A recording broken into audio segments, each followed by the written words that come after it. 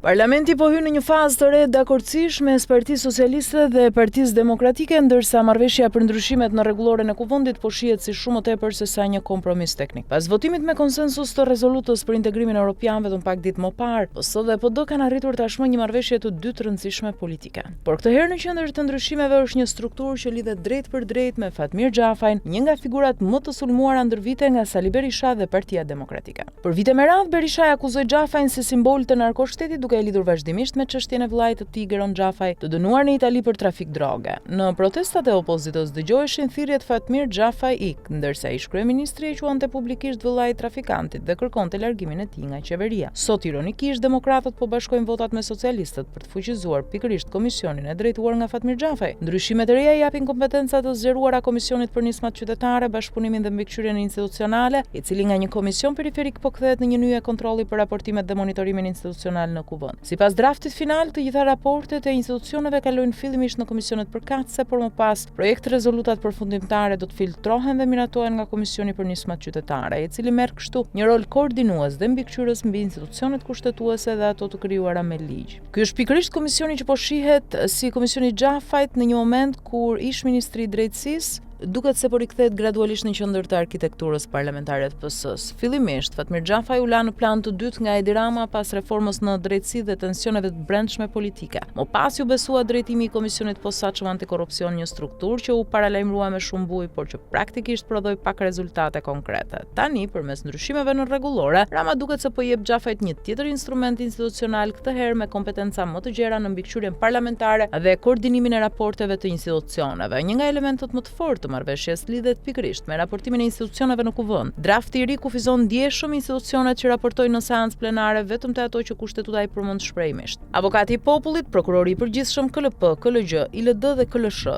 SPAK nuk përfshihet në këtë listë. Kjo do të thotë se struktura e posaçme antikorrupsion mbetet jashtë raportimit direkt në sallën plenare të Kuvendit. Një zhvillim që po interpretohet politikisht në disa drejtime, si shmangje e përplasjes direkte politike me SPAK-un, por edhe si sinjali një ristrukturimi të ri institucional në raportin mes politikës dhe drejtësisë. Në qarqet politike po shtohen gjithnjë më shumë dyshimet se dakordësitë e fundit mes PS-s dhe PD-s nuk lidhen vetëm me funksionimin parlamentar apo integrimin evropian, por mund të jenë preludi një marrëveshje më të gjerë. Në sfond mbetet ideja e Edi Ramës për ndryshime kushtetuese, reduktimin e numrit të deputetëve dhe rishikimin e sistemit politik, por me ndryshimet e reja në rregullore po hapet një tjetër pistë, mundësia e prekjes së institucioneve kushtetuese dhe madje vetë reformës në drejtësi. Paralelisht në politik prej kohësh flitet për një plan të mundshëm për rishikimin e reformës në drejtësi, veçanërisht në pjesën që lidhet me funksionimin e institucioneve të reja të dala nga reforma e vitit 2016. Për momentin askush nuk flet hapur për një marrëveshje Rama-Berisha, por fakti që brenda pak ditësh PS dhe PD kanë gjetur konsensus për integrimin evropian dhe tani për rregulloren e Kuvendit, po ushqen bindjen se pazaret politike mund të mos ndalen vetëm tek kushtetutarë.